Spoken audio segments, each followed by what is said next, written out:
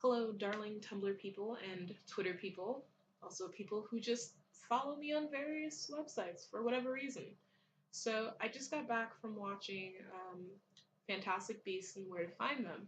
This may come as a shock to people who don't know me in real life because I don't think I've said anything positive about this movie, and I'm probably not about to say anything now. But I really wanted to see what the movie looked like so I can make an educated commentary about it. And the thing is that I have the screenplay on my Kindle right now, so I didn't read it before I saw the movie, so I have all of these thoughts, and the screenplay actually kind of confirmed them. So let's start out with, I guess, the vaguely positive, which is that Fantastic Beasts is a really pretty movie. There's a lot of really well done CGI, and the magical scenes are interesting. Um, but there's a lot of fluff, not a lot of substance in terms of the art and the just the setting. I mean, it's New York in the 1920s, the late 1920s. So um, I'm pretty sure that the Harlem Renaissance is a thing. And it's something that should have been a thing in the context of that film. And J.K. Rowling decided not to. And I get that she's British and she might not understand that, I don't know, that brown people existed, but kinda didn't. So when I asked my friend Angie about this movie yesterday, and I was like, "Oh well, it's really white, isn't it?" She's like, "Yeah, it's pretty white, but it's less white than expected." So here's the thing: there are background characters of color. There are no crowd scenes that are entirely characters of color, and there are, let me see, five black characters who get to talk. I think. Most of the characters of color that appear in this film are silent.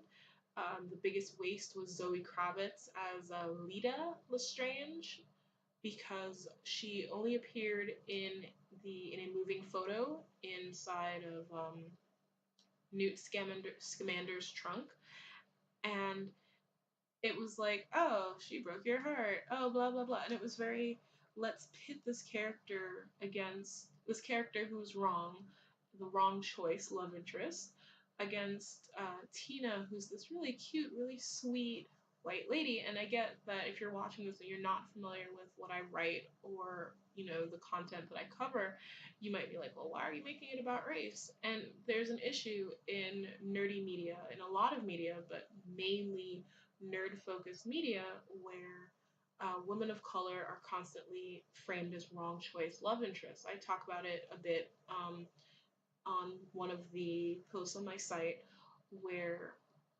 in Daredevil, you have two wrong choice love interests for Matt. You have Claire Temple and you have Elektra. Claire is the wrong choice because she is like, yeah, you need to be Daredevil, but you also need a balance. Meanwhile, like she wants him to keep doing what he's doing. But then you have Elektra who's like, yo, whatever you want, I'm in. But Matt is like, well, what if I stop being Daredevil? That could be a thing. Like he plans to leave with her. Like he's ready to give up his mission, you know? And so she's framed as the wrong choice because of that, because of what she inspires in him. So the series has him, at least for the moment, end up with Karen, who is white. She's framed in really, really problematic ways in terms of pitting her white femininity, which is fragile, against Elektra, who is a dragon lady type character, and against Claire, who is frequently desexualized in that narrative. She's never seen outside of her nurse's scrubs. So then the fact that in Fantastic Beasts, the only woman of color that's brought up as a romantic interest for Newt Scamander is, a Lestrange. We know how that family goes. They're not the best people. They're kind of terrible. I feel like that was really messed up. Like, how are you gonna cast Zoe Kravitz in a movie where, I mean, honestly, I knew none of the people in that movie, really, like Eddie Redmayne, because He's not my favorite actor at the moment. For a certain movie that he did that he shouldn't have, wherein he played a trans woman, and that's not acceptable. I don't even remember the name of the movie because I'm so mad. Ugh. But he was the only actor that I was like, oh yes, this person is an actor who has credits to their name, except for Zoe Kravitz. You know, we know her because she's Lenny Kravitz's daughter, because she was in the X-Men, because whenever movies deign to cast a black woman in anything, it's either her or Tessa Thompson, because, okay, like, I'm not particularly dark-skinned, and they are way lighter than me. Like, I mean, and I love them. I love Zoe Kravitz. You know, I was really pissed that she didn't get to do more in the X-Men franchise. You know, and I'm pissed that she's not getting to do more in this franchise, except now that Rowling is like, yes, we're getting sequels to this. She'll probably show up as a bad guy because women of color are frequently framed as the wrong choice for white male leads. Yeah, that's a thing. Um, One of the things, okay, so when I first saw the trailer, because I didn't care, but the trailer was attached to a movie I saw earlier this year, and so you see um, Ezra Miller and Colin Farrell's character standing together in an alley, and I'm like, yes, because I would like to gently kiss both of them a lot. So I was like, okay, well, this could work. Um, well, after seeing the movie, there are a lot of reasons why that can't work. No spoilers, except yes, lots of spoilers. Sorry, I lied. Um, One of the biggest reveals in this film, there are two. One is that Ezra Miller's character, Credence, is actually what has been going around killing all of these people and attacking no matches because Muggle, too difficult, and Americans are apparently too spacey to think of a really cool term that isn't no magic. Um, so Credence is what has been going around killing people. The other big reveal is that Colin Farrell's character isn't Mr. Graves, but he is actually Grindelwald. You know, the guy that Dumbledore has been burning a flame for like his entire life. Because if you're gay in Rowling's world, you get one love interest, and it's probably unrequited, and you will die alone. Good thing I don't live there. So they have a lot of interactions throughout the film that are very charged. So here's the thing. The first time that you see um, the character of Credence, I'm looking through the audiobook right now. Alright. You see there's this character named Mary Lou who basically serves as kind of like an anti-witch version of the Prohibition era people who shut down speakeasies and bars. Like, she was very anti-magic. And so Mary Lou has three adopted children: adults Credence, Ezra Miller, and Chastity, and Modesty, who's 8. Right? So throughout the movie, Credence looks really upset, and you find out some things. So I'll get to that in a second, what you find out otherwise about him. But so Credence is, well, he's an adult, but he's also an adult who's been subject to a lot of really horrible things. So I refuse to infantilize the character because of what he's gone through, because that's disgusting. But at the same time, definitely, not only is this almost the 1930s, but you're dealing with mental illness, you're dealing with abuse, you're dealing with this character who's so uncomfortable in his own skin, in his own magic, that he responds by that magic consuming him and attacking people, killing people, right? So Grindelwald as Graves is Credence's basically his only confidant. He has no one else he can talk to, um, and that's a problem. That's a huge problem. So he's manipulated by Graves into looking for this child that Graves is like, this child is so important. You have to find her. If you do, you'll be free. We'll be free. And it's something really important to note here is that a lot of people have been like, oh, well, Dumbledore was gay, but that doesn't mean Grindelwald was. I'm pretty sure Rowling confirmed it.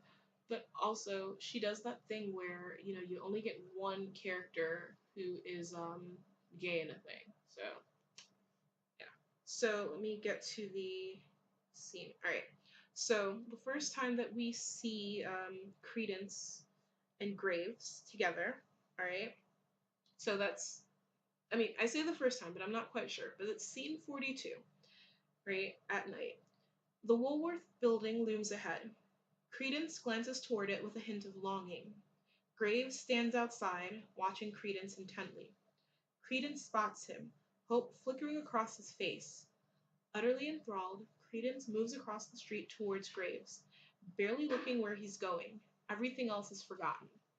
If you interact with me for any period of time, I will inevitably bring up Devin Grayson's Inheritance as a really interesting example of subtext made text.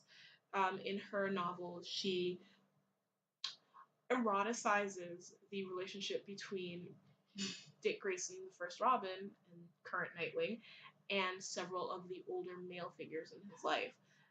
Regardless of whether it's shippy intentionally or even appropriate, and considering that's the book that kind of got Grayson canned, but it's still there. The language used is the language of romance novels, of eroticism, of desire, and that's what Rowling uses with the interactions between Graves and Credence. All right, throughout the film, whenever Credence and Graves interact, they're very close. Earlier on Twitter, I saw someone say that they kissed, and according to the screenplay, they don't. I have to look through it again, but so far, no kissing. But the thing is that while Credence is an adult, Graves slash Grindelwald is an even older adult. So there's definitely a tone there that's really uncomfortable. So when you have descriptions like so the what's going on, you have here Credence asks Graves, "Do you think I'm a freak?" And Graves responds with, "No, I think you're a very special young man, or I wouldn't have asked you to help me now, would I?" And then the direction, a pause.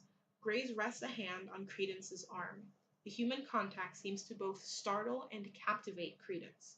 So you have this scene, it just feels like Credence is going through an awakening, and unfortunately it's not the Force awakening here. There's a very flowery language that relates magic to sexuality and blooming, and it's really uncomfortable.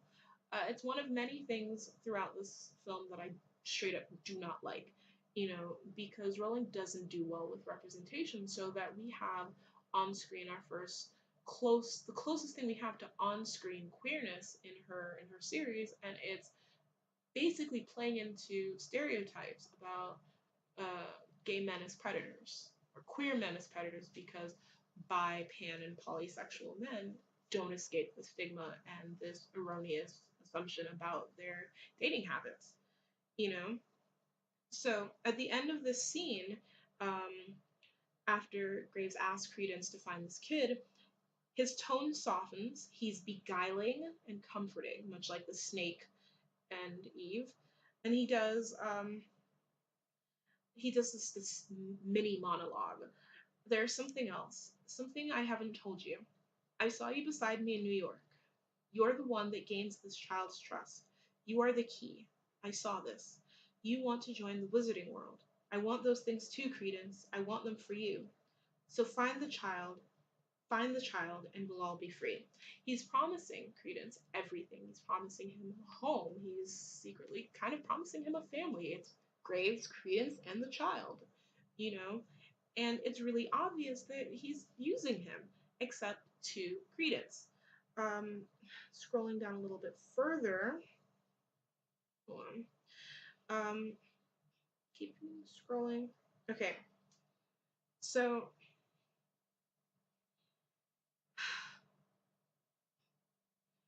there's a scene, so you find out, okay,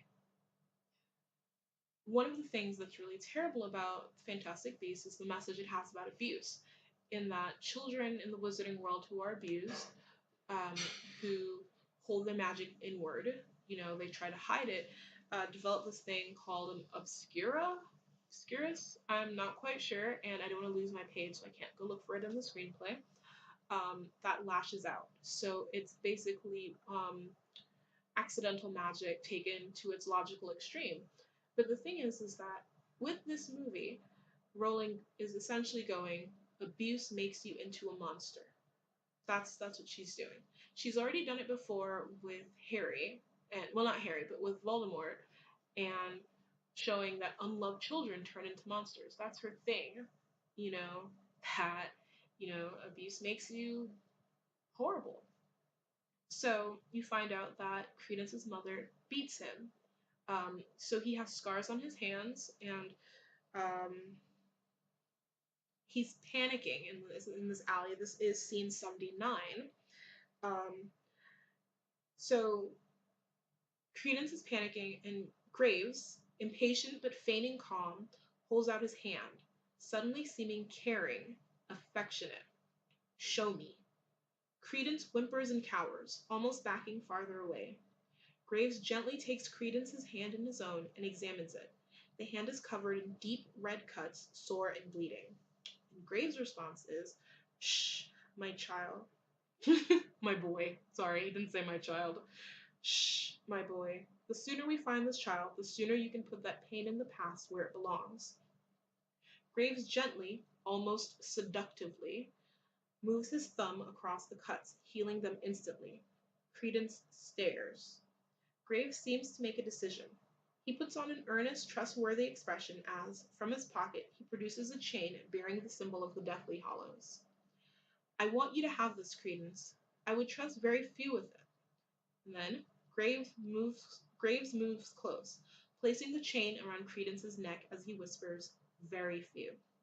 Graves places his hands on either side of Credence's neck, drawing him in, his speech quiet, intimate. "But you're different." Credence is unsure, both nervous of and attracted by Graves's behavior. All right. Then, after he demands that Credence use the symbol to summon him, essentially, he moves even closer to Credence. His face inches from the boy's neck. The effect is both alluring and threatening as he whispers, "Do this, and you will be honored among wizards forever."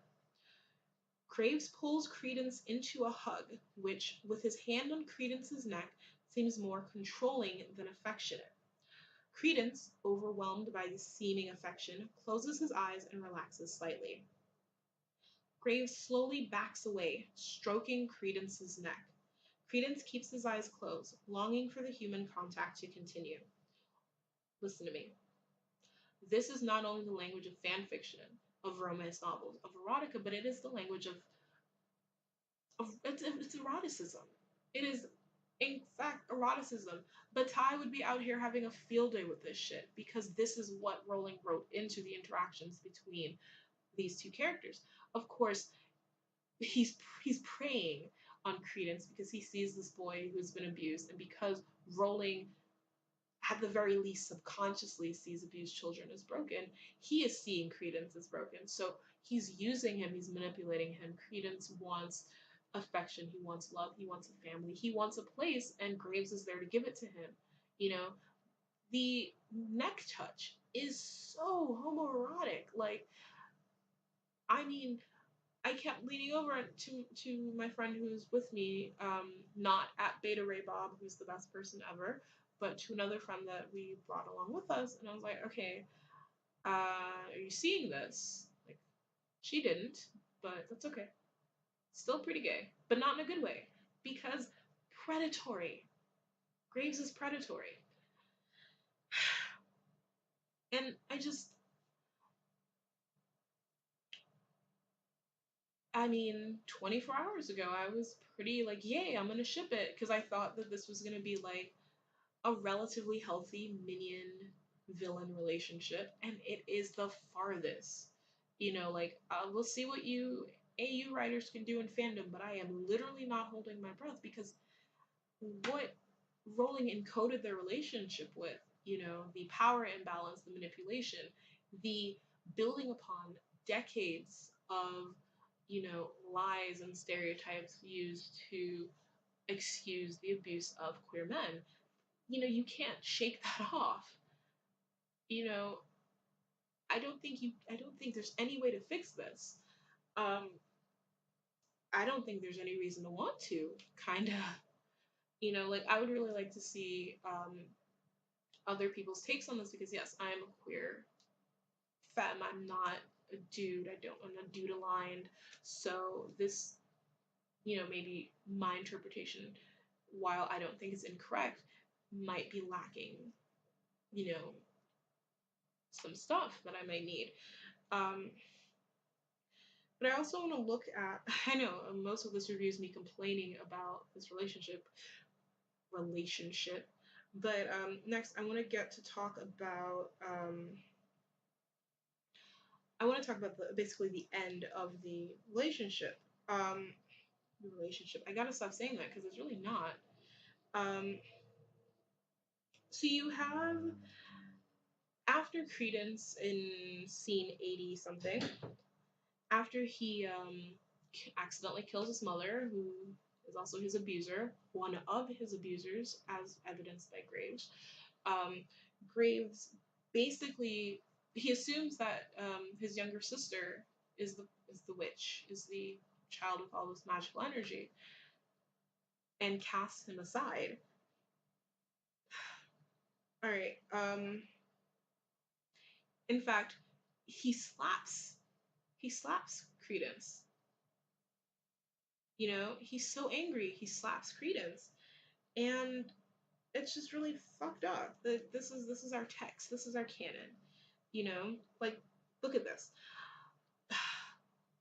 In a contemptuous tone, Graves says, "You're a squib, Credence. I could smell it off you the minute I met you." When Credence is like, "What?" Because his hero is talking to him. Hero is talking to him in this really harsh voice. Um, he just Graves drops the pretension. He drops the illusion of care. He doesn't give a shit about Credence because Credence apparently doesn't have what he wants. You know, he's like, disgusting. He says, "I'm done with you." He literally goes, "I'm done with you." And okay, as hot as Colin Farrell is when he is mean in a movie, I was angry because this is not appropriate. This is not even like there's no smoothing that over. It's just ugh, you know. And the thing is that Rowling didn't have to do this. I don't think anyone expected this when she first announced this movie. So Rowling didn't have to turn abused children in the magical community into monsters, excepting, of course, her golden boy Harry Potter. She didn't have to do that. And I'm assuming in 20 years, she's going to be like, "Well, I regret what I did," because that's what Rowling does. And at this point, I'm tired of cutting her slack. It's 2016. You have a world full of magic and and brilliant technology within the magical community. You have a wide stable of characters, none of whom need to be white, none of whom need to be straight, none of them need to be cis, because this is a magical world. And what does she do? She gives us a story in which the main villain is essentially grooming a young adult to do his bidding. And while I disagree with a few people I've seen say, bringing up the term, calling Grindelwald a pedo, it's still not that far off.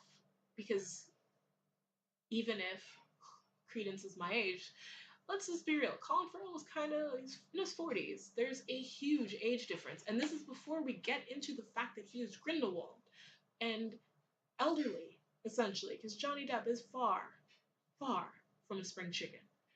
All right? Let's also talk about that. That they hired someone to play Grindelwald, who is a predator, who's not okay with his women, his significant other, who is just terrible, So they've decided, hey, we want him in our movie. Like I could have figured out how to handle Colin Farrell in later movies had he continued being in it. I can't handle Johnny Depp in later movies, And then not only that, Grindelwald's design is ugly. This is the shallow me talking, shallow Stitch up in here, but he is ugly. He is like it's like looking at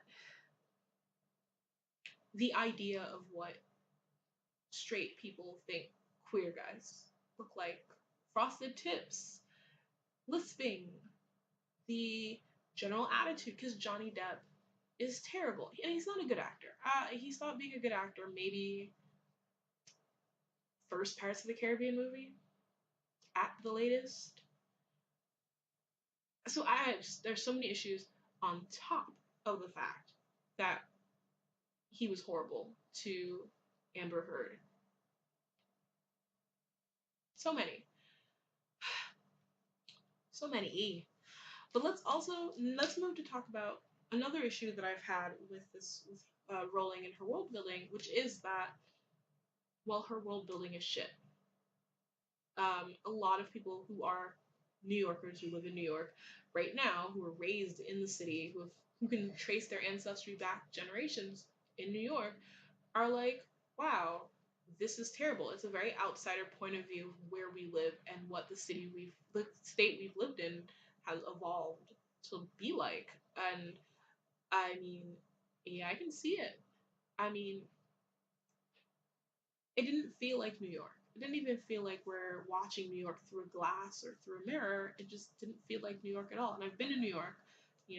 My sister was born in New York. My mom lived there for 20 years in the 60s, 70s. My dad, went back and forth there also in the 70s. That's where the majority of my family lives right now. I'm New Yorker adjacent. I'm also a historian. I'm reading, I think, Black Gotham right now, which is about the history of Black families in New York, kind of between the late 1800s, early 1900s. And I think that's a book that she should have read, at the very least. She should have also done more work on figuring out how people work, because I don't, so much is wrong here. I think that now that she retcon stuff in this movie, aside from the, how apparition works in this, as far as I remember, doesn't mimic how it works in the Harry Potter text or any description she's given of it. The way that just I hated her here's how American magic works, because North America, including Canada and Mexico, there's a lot of people. There's a lot of different cultures, a lot of different subcultures. And the only wizarding school in North America is Overmorny. And if I'm pronouncing it wrong, I don't even care, because there's no point to it. She'll probably erase it in a couple of years and claim that there are multiple wizarding schools of Hogwarts caliber. But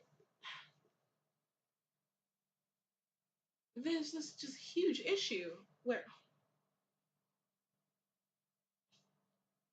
I've never seen something like, okay, even the Doctor Who episodes that take place in the US are still recognizably North American, US-y, Canadian-y.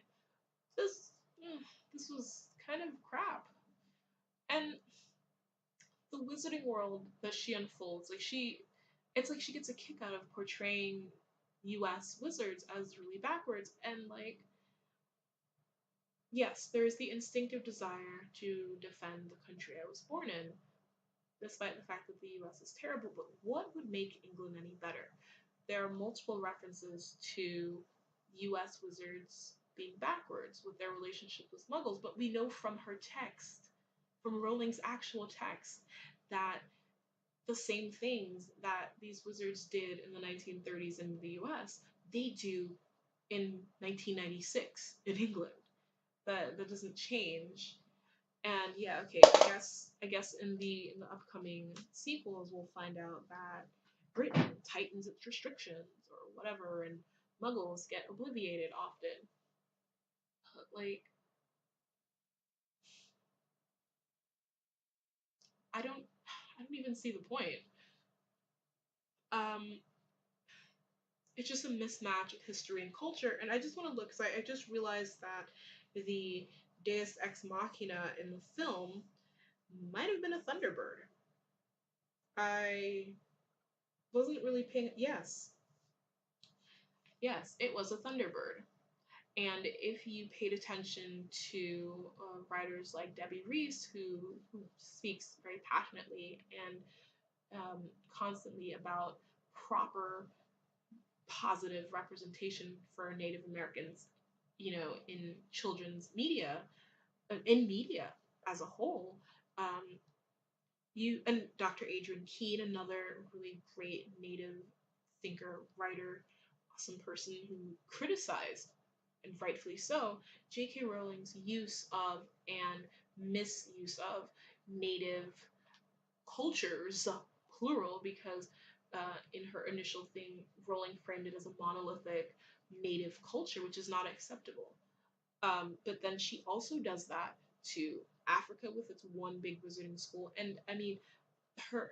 Oh, I will link to Keen, Dr. Keen's and Debbie Reese's writing on this and other Native writers because I think it's actually super important that we look at how Rowling keeps failing. It's the 21st century and she's not getting better. She's not trying harder to represent these people that, you know, she claims to want to represent. Like she's here championing representation, fighting on the side of the liberal, but it feels very one dimensional because uh, limited access in these films to people of color.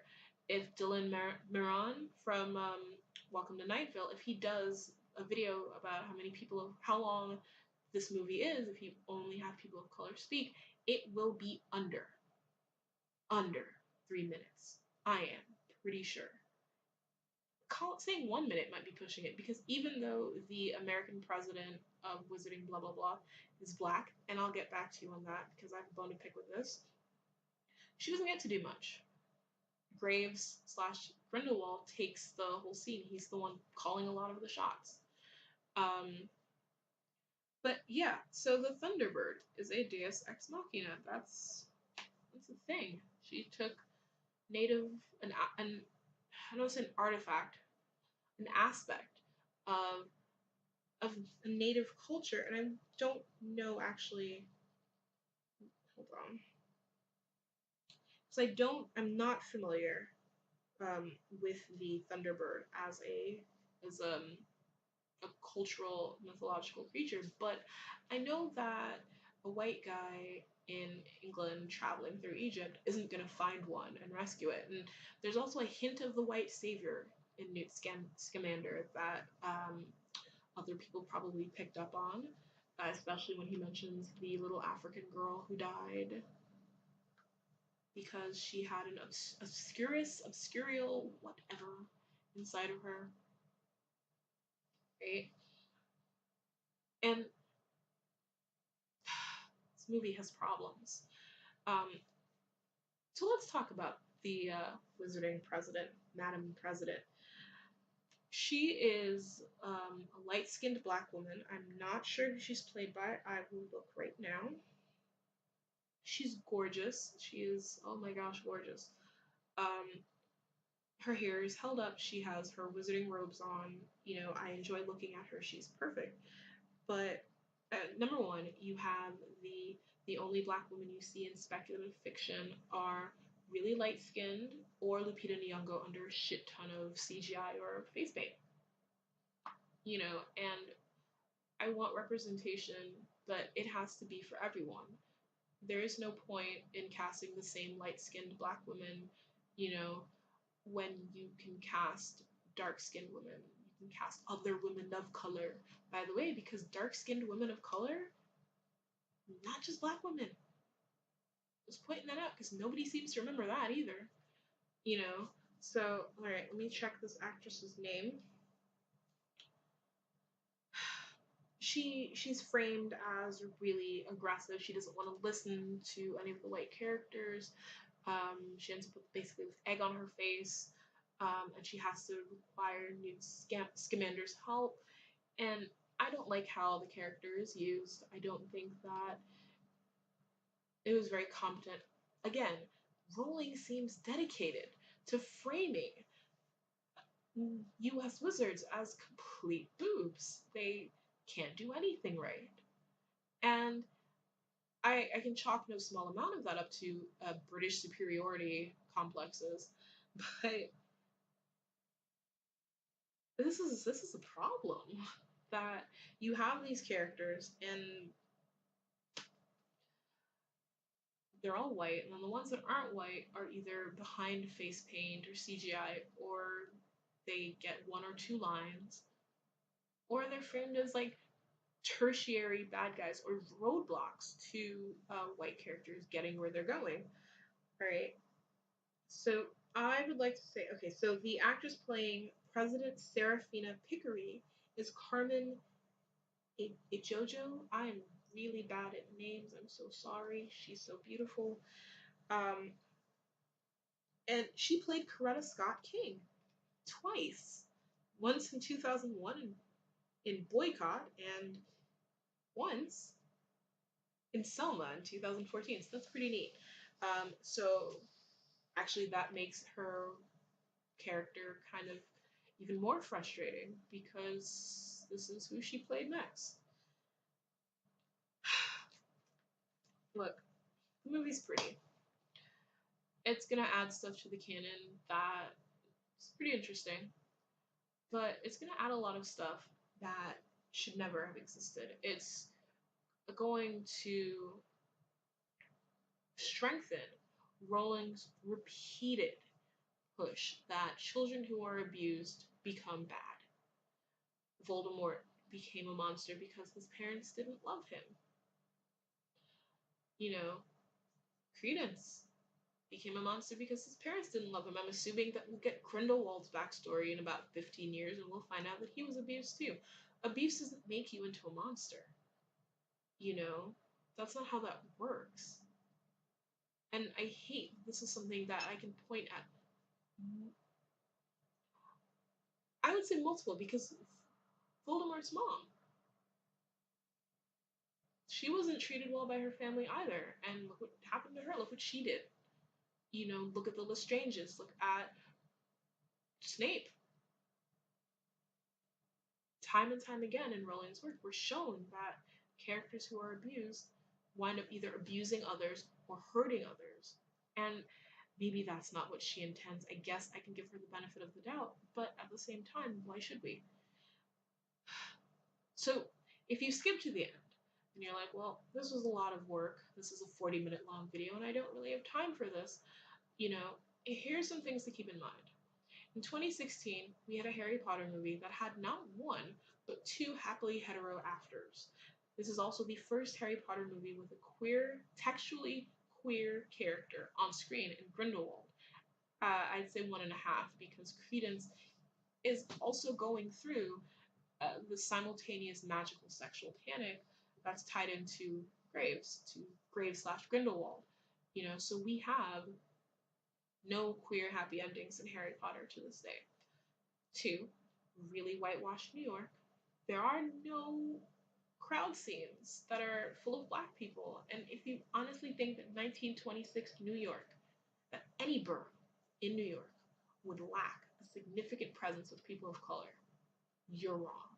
You are probably one of those people that was like, oh, Agent Carter has to be white because this is 1940s New York.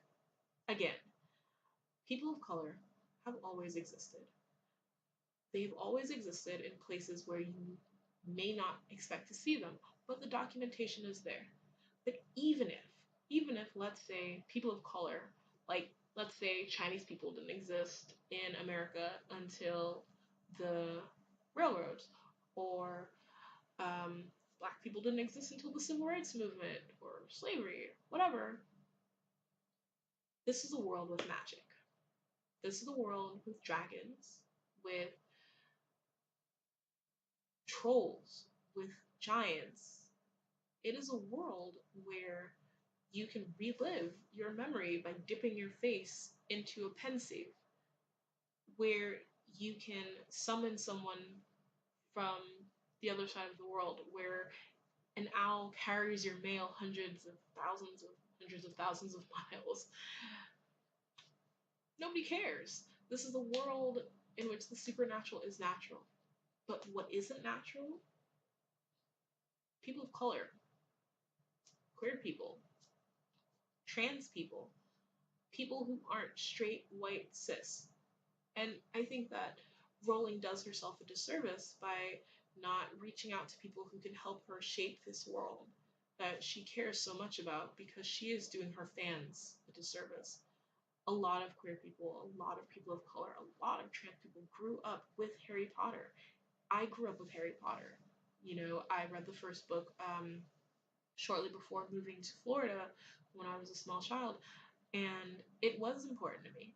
Um, I remember when I was 13, my best friend got me The Order of the Phoenix. I loved that book. That book was my life. My mom would bought me the last two books. She waited in line for me. You know, it was a part of our lives. My nieces are right now watching the movies. You know, for the first time, the youngest niece, Tiny T, she's reading the books, and yet they are not represented. And yes, asking J.K. Rowling to right now write so that everyone exists in her world, that's asking a smidge too much because she is but one person. But as I said, when we first started hearing these little trickles of news about her updated wizarding world from Pottermore, you know, with the magical schools scattered across the world, outsourcing. There is no problem, no shame in hiring diverse writers to create diverse content. In fact, you will do so much better for it. And it's not going to solve all the problems because you still can't write people of color or queer people, trans people, you suck. But you're giving people representation that they need via your influence and the audience you have built in. And I think that that's something that Rowling needs to consider. I don't think that I will watch another movie in this franchise because it was really disappointing. I'll have to consult with the Nieslings because I tend to do what they want within reason. But I went into that movie kind of expecting this silly romp through the 1920s. I expected Prohibition. I expected the Harlem Renaissance to be glossed over, which it was. I expected wizarding at its earliest period in the Harry Potter universe so far. What I got was a story that framed people who have been hurt as cruel monsters who can't control themselves, who are put down like animals because of the anger that they have inside of them because of their inherent monstrousness due to being abused. I got a movie where Gellert Grindelwald, who is queer, you know, is skeevy towards somebody who's my age. And then he turns into Johnny Depp, which is just disgusting because I hate Johnny Depp. I got a movie where it felt really inauthentic. I can write a better wizarding world. I know this, and I'm not even in Rowling's league, but I would take the time. And that's the thing, a lot of really talented, diverse writers are out there, and she could have her pick. She could talk to native writers. She could talk to indigenous writers across multiple diasporas. She could fill her world with the kind of diversity that exists in our world. And she chose not to. There's nothing in this book that required that there be a dearth of characters of color, that Grindelwald be either Johnny Depp or kind of predatory. There's nothing in this book that requires two separate, and I say separate because we know that Tina and Newt Scamander end up together because that's his wife. That's the woman he marries later. You know, and then the nomad who also didn't no. Okay, at a later video, some or a later post, I'm going to talk about why the use of the obliviate of memory loss on a wide scale and a small scale is so awful in the Harry Potter series because that's unacceptable too. And it was kind of used to prop up another happily hetero after. And I could do without that. I'm not out here telling you to not watch this movie because I watched it. That would kind of be messed up of me to tell people not to watch a movie that I watched. But maybe don't.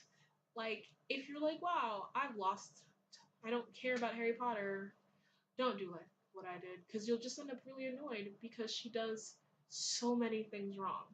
And I don't think she either understands or cares that this is what she's given new fans of the franchise. I don't think she cares. I don't think she wants to know. And that's harsh. It is. But I've been reading so many amazing fantasy stories by diverse writers who take the time to research, who take the time to speak to people. And they create worlds where people, if not, maybe I can't see myself in their worlds, but I can see my friends, I can see my neighbors, I can see people that I could walk by in the street, and I think that to paraphrase Mickey Kendall, you know, how if you can't believe in diversity, like really, like you believe in dragons but not diversity. Harry Potter has more dragons than Dragon Age, and maybe less people of color and queer people. No, definitely less queer people. That's a problem. It's 2016. She needs to get right, or she needs to stop. I'm hoping that she stops.